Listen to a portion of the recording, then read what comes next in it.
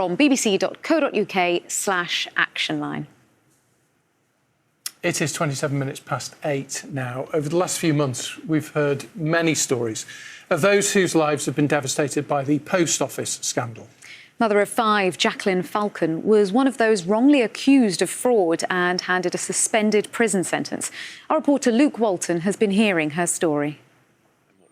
We're in Hadston Precinct, and that used to be Hadston Post Office, where I spent over a decade working.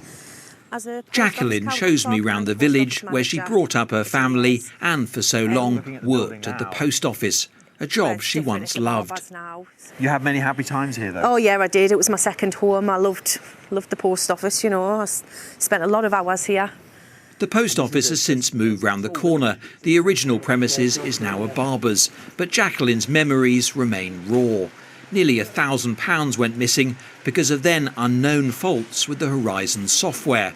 And as the staff member in charge, suspicion fell on her. It was very confusing because I felt stupid as well, because I couldn't find it. And where does it go? Does it just vanish?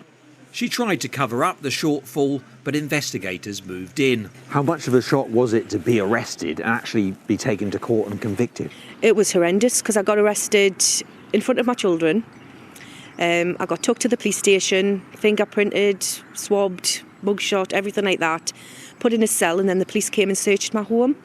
Jacqueline received a 3-month suspended jail sentence, having been advised to plead guilty to escape prison.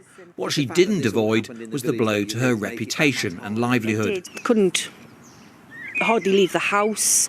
I couldn't be a mother to my children because I was always depressed. My children got bullied in school. People would say horrible things to them in the street, on Facebook about me, saying I was a thief and things like that. So this went on for 9 years. That's how long you've lived with this? That's how long I felt shunned by most of the community. Some of them stood by us from day one, you know. But a lot of people shunned us, and they still give me dirty looks now. On Tuesday, Jacqueline became the latest of many post office staff to have their convictions overturned by the High Court. Vindication for her and her family.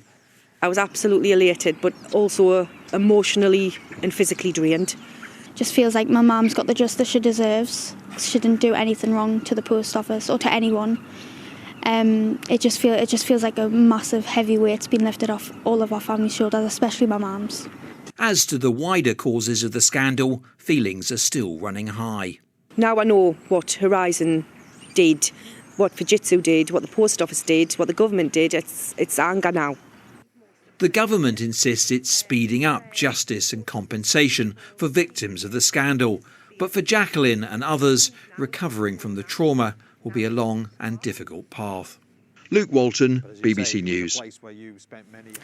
The time is now 8:31. Thanks for being with us here on Breakfast. Sunday with Laura Koonsberg is on BBC One at 9 o'clock. And here's Laura now with a quick rundown of what she has in store. Over on BBC One at 9 o'clock, after the death of Alexei Navalny, we'll be talking about what Western politicians can do to stand up to Vladimir Putin.